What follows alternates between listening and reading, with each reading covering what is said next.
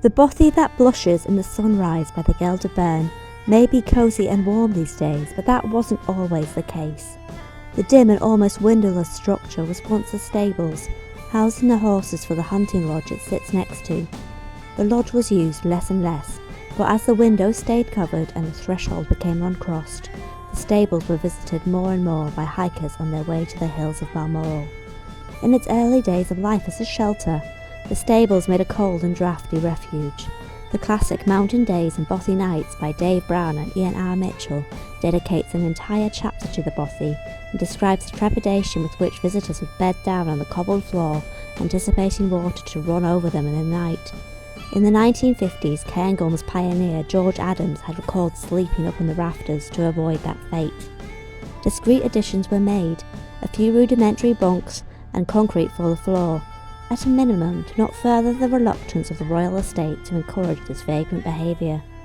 It was only after very careful negotiations that permission was granted for a complete renovation in 2015.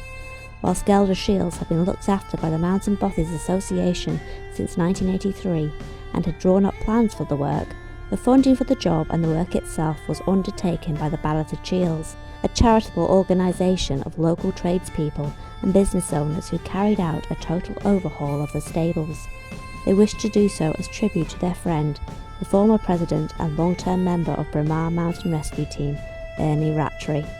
The Chiels team was so efficient that the work was completed in one weekend. A porch protected now against the drafts of the westerly winds, and Velox windows in the roof draw in more light, with lined walls and a stove, gone are the days of its suitability being more for horses than humans. Drainage ditches were also dug, gone are the days of flooding floors.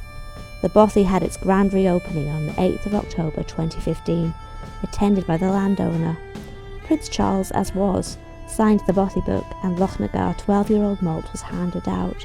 Ballater Chiels and NBA member Ian Chand played his pipes, a song written for Ernie.